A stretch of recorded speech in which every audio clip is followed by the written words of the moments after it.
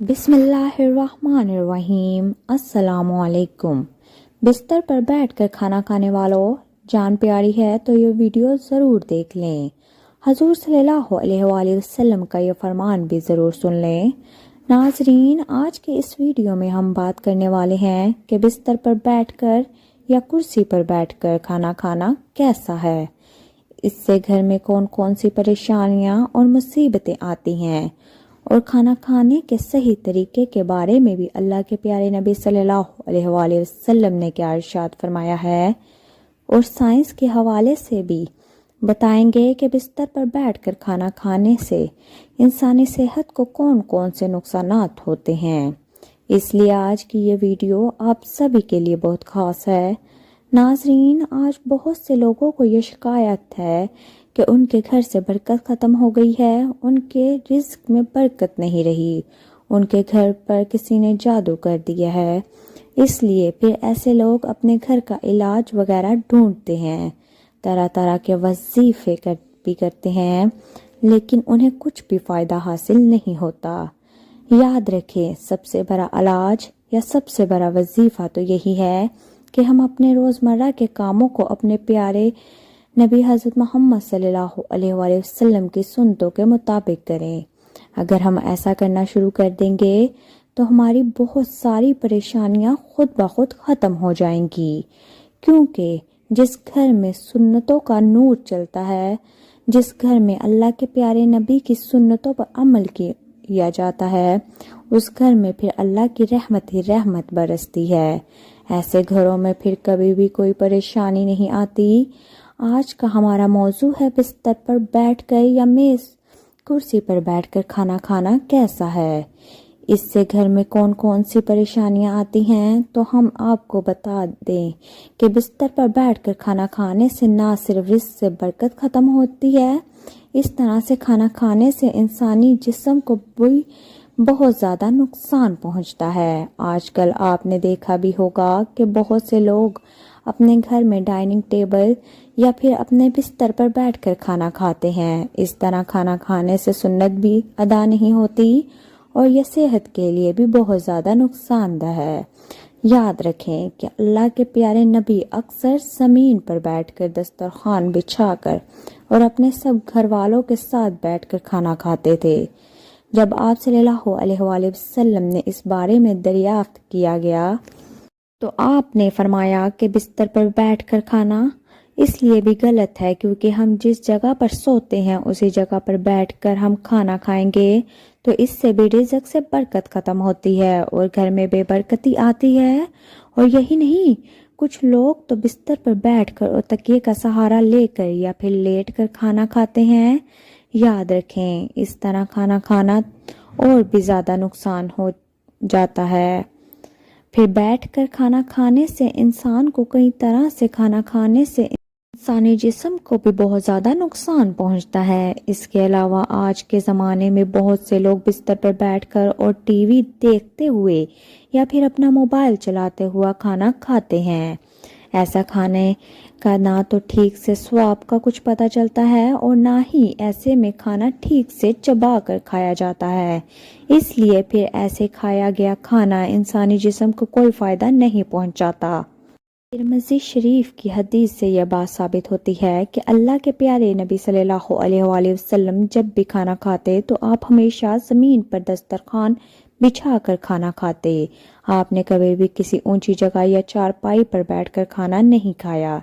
इसीलिए हम सबको भी चाहिए कि हम भी जब खाना खाएं तो ज़मीन पर दस्तरखान बिछा कर ही खाना खाएं। हो सके तो अपने सब घर वालों के साथ बैठकर खाना खाएं।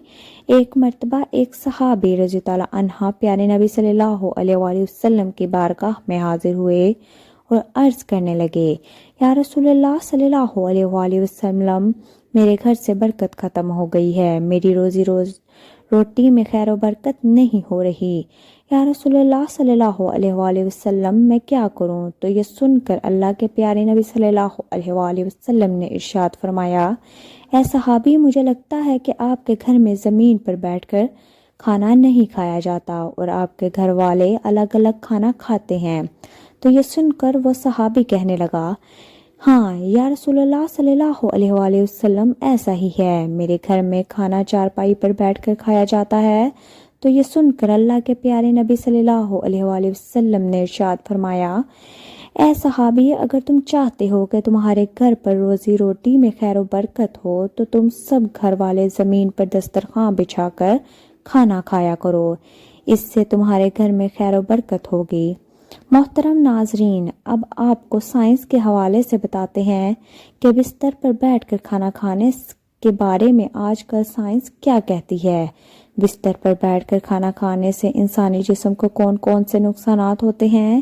یاد رکھیں، آج سائنس کا یہی کہنا ہے کہ بستر پر بیٹھ کر کھانا کھانے سے نقصانات ہوتے ہیں، کیونکہ آج کے زمانے میں زیادہ تر بستر روئی کے بنے ہوتے ہیں، اور آپ کو معلوم ہے یعنی ایسا بستر انسانی جسم کو لیور کی اوجاع کو باہر آنے نہیں دیتا، جس کی وجہ سے انسان کا نظام ہاضمہ خراب ہو جاتا ہے، جس سے پھر گیس اور پیٹ کی درد کی شکایت رہنے لگتی ہے۔ اس لیے جہاں تک بھی ہو سکے آپ کوشش کریں کہ کھانا ہمیشہ زمین پر بیٹھ کر کھائیں۔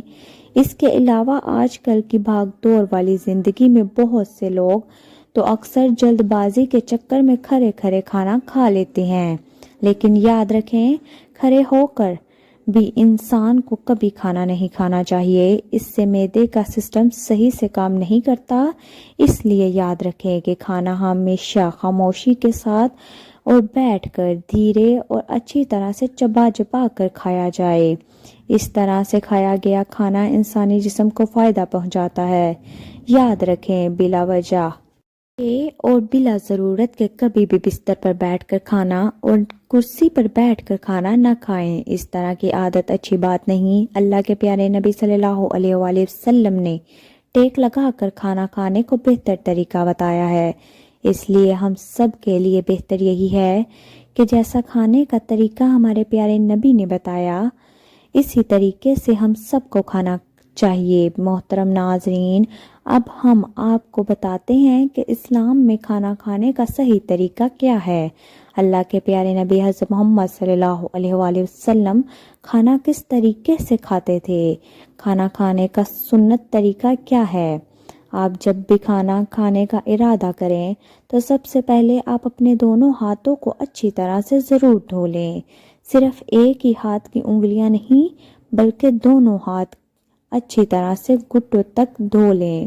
صرف ایک ہاتھ سے سنت ادا نہیں ہوگی، کیونکہ یاد رکھیں اللہ کے پیارے نبی جب بھی کھانا کھاتے تھے تو پہلے آپ اپنے دونوں ہاتھوں کو اچھی طرح سے دھو لیتے، اس کے بعد آپ اپنے دونوں ہاتھوں کو کسی تولیے سے یا رومال سے نہیں پوچھتے تھے، لیکن پھر جب آپ کھانا کھا لیں تو اس وقت آپ اپنے ہاتھوں کو اچھی طرح سے پوچھ لیں تاکہ کھانے کے اثرات ہاتھوں میں باقی نہ رہیں۔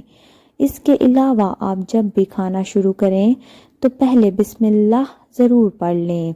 ہمیشہ بسم اللہ پڑھ کر کھانا شروع کریں اور بسم اللہ بلند آواز میں پڑھیں تاکہ جو دوسرے لوگ آپ کے پاس بیٹھے ہیں ان کو بھی بسم اللہ پڑھنا یاد آ جائے، کہ جو شخص کھانے کے شروع میں بسم اللہ پڑھنا بھول جائے تو کھانے کے دوران جس وقت یاد آ جائے اس وقت یہ دعا پڑھیں، بسم اللہ الرحمن الرحیم اولو و آخرو۔ کھانا کھاتے وقت کوئی لقمہ چھوٹ کر دسترخوان پر گر جائے تو آپ اسے اٹھا کر فوراً ہی کھا لیں۔ یاد رکھیں آپ ایسا ہرگز نہ کریں کہ آپ اس لقمے کو اٹھا کر پھینک دیں، تو یہ کھانے کی بے ادبی ہوگی اور آپ کے گھر سے برکت ختم ہو جائے گی، اس لیے آپ یہ غلطی بھی کبھی نہ کریں۔ اس کے علاوہ آپ یہ بھی ضرور یاد رکھیں کہ آپ جب بھی کھانا کھائیں تو بہت زیادہ گرم کھانا بھی نہ کھائیں، نہ ہی کبھی کھانے پر پھونک مار کر کھائیں، اس کو کبھی ٹھنڈا کریں، اور کھانے کے بعد صابن سے اپنے ہاتھوں کو دھونے میں کوئی حرج نہیں۔ اس کے علاوہ کھانا کھانے کے بعد سب کے لیے خیر و برکت کی دعا ضرور کریں۔